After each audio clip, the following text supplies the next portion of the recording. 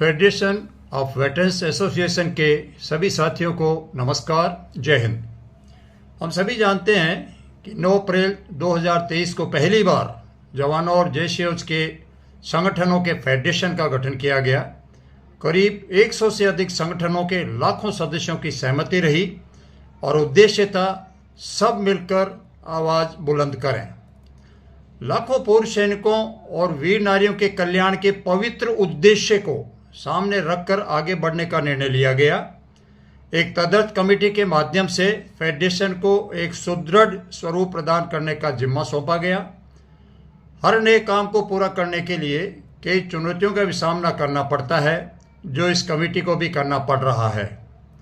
पर दुर्भाग्य तो यह है कि जिन पूर्व सैनिक साथियों का रत्ती भर भी सहयोग नहीं है, ना सहयोग रहा है, वो फेडरेशन की कमेटी, कार्यप्रणाली और उसकी निष्ठा पर अनर्गल सवालिया निशान खड़ा कर स्वयं को श्रेष्ठ प्रमाणित करने का पत्र देते हुए अपना आधिपत्य फेडरेशन पे जमाना चाहते हैं। उनको पूर्व सैनिक परिवारों की समस्याओं के समाधान में कोई रुचि नहीं है। कुछ लोगों को अपने आप को स्टेट का प्रधान स्थापित करना है, कुछ को पूर्व सैनिकों के कंधे पर चढ़कर राजनीति चमकाना है, कुछ को अपना व्यवसाय बढ़ाना है, तो कुछ को मीडिया में अपना चेहरा दिखाना है। साथियों, इस काम के लिए तो आपने फेडरेशन नहीं बनाया था। जाहिर है, जब तक मेजोरिटी चाहेगी, शायद ऐसे लोगों के मंसूबे पूरा करने की इजाज़त ये मंच देगा भी नहीं। हमारे विधान के बारे में बताना चाहूँगा। एक पवित्र उद्देश्यों का इसमें समावेश किया गया है। फेडरेशन से जुड़ने वाले सभी संगठनों को समाधान भागीदारी दी गई है, समान समान। सुदृढ़ विधान है, पारदर्शिता है, किसी को भी मनमानी नहीं करने की पाबंदी है। उसमें पारदर्शी लेखा जोखा का प्रावधान किया गया है, समय पर मीटिंग का प्रावधान है, समय पर चुनाव का प्रावधान है। किसी भी स्टेट से एक प्रधान नहीं, बल्कि ज़्यादा से ज़्यादा स्टेट के सभी संगठनों के प्रधान और एक डेलीगेट के साथ गवर्निंग काउंसिल का नेतृत्व उसमें शामिल है। आम सहमति से निर्णय लेने का प्रावधान है। स्टेट लेवल पर सामंजस्य स्थापित करने के लिए समन्वयों का प्रावधान है। अगर ये प्रावधान किसी को भी गलत लग रहे हैं तो कृपया हमें बताएं। मैं स्वयं और काउंसिल आपके प्रति आभारी रहेंगे, अन्यथा जाहिर है आप इस आंदोलन को कमजोर करना चाहते हैं। कुछ साथियों द्वारा अनुचित शर्तों के साथ दबाव बनाकर फेडरेशन को कब्जाने के प्रयास किए गए। उनकी बात नहीं मानने पर अलग से फेडरेशन बनाने की धमकियां भी दी गई।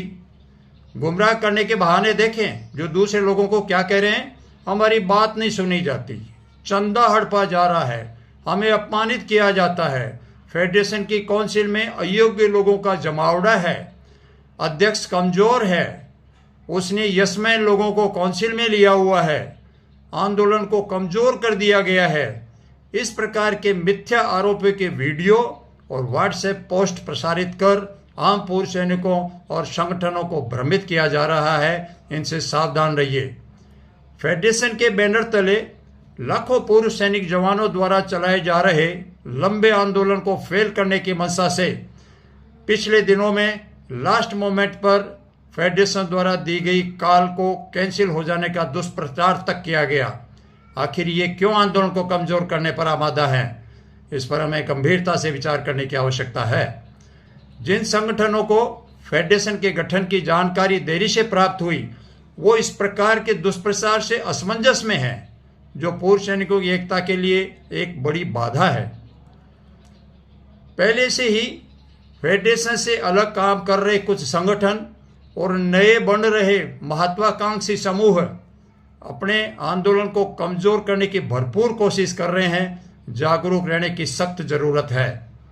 साथियों, फेडरेशन से जुड़ने के लिए करीब 130 संगठनों के प्रस्ताव हमें प्राप्त हुए हैं, जिनको एफिलिएशन प्रदान करने की प्रक्रिया चल रही है।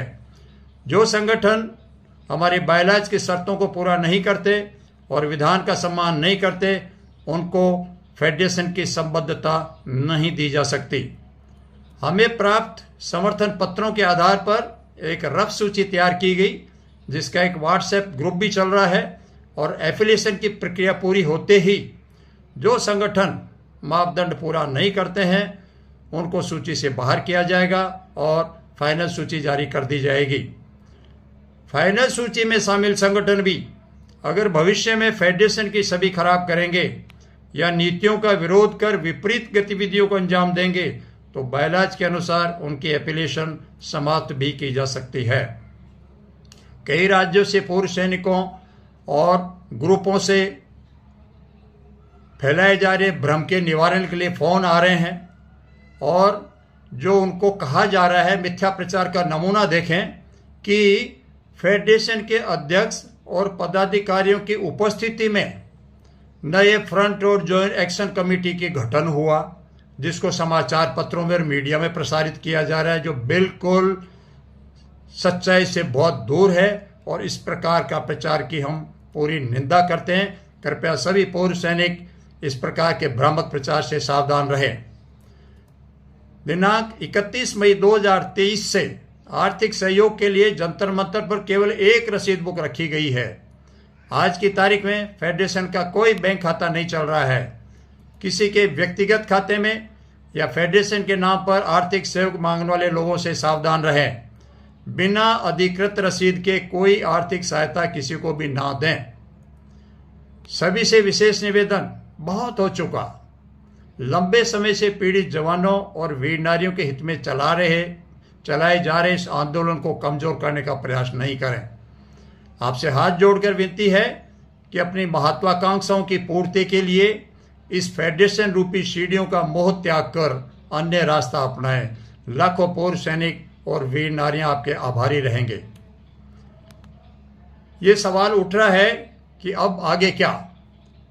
कार्यकारिणी ने सुनिश्चित किया है कि आंदोलन के चरण इस प्रकार से होंगे। दिनांक 2 जुलाई 2023 को जिला स्तर पर 1 दिवसीय भूख हड़ताल का आयोजन किया जाएगा।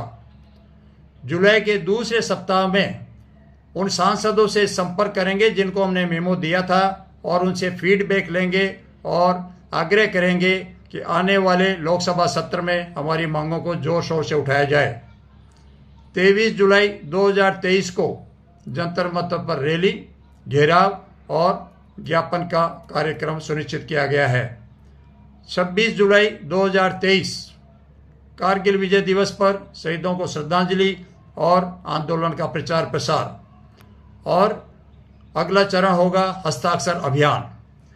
इन सभी आयोजनों को किस प्रकार से प्रचार प्रसार करके संपन्न करना है, इसकी विस्तृत जानकारी आपको दे दी जाएगी शीघ्र ही। इसके अलावा ये सारे आयोजन जुलाई महीने में हमारे संपन्न किए जाएंगे और आगे आने वाले महीने अगस्त या आगे के महीनों के लिए फिलहाल फेडरेशन की ओर से कोई कॉल या आयोजन नहीं है। कोई भी अन्य संगठन फेडरेशन के आंदोलन के नाम से इस प्रकार की कोई कॉल देता है तो कृपया उससे सावधान रहे। वो फेडरेशन का आयोजन नहीं है। आगामी काल जो भी होगी आपको समय पर सूचित कर दिया जाएगा। सभी संगठन अपने स्तर पर तैयारी शुरू करें। प्रशासन से कार्यक्रम आयोजन हेतु पूरी स्वीकृति लें। अनावश्यक प्रशासन से उलझकर परेशानी मोल ना लें। जय हिंद। अर्जुन सिंह राठौड़।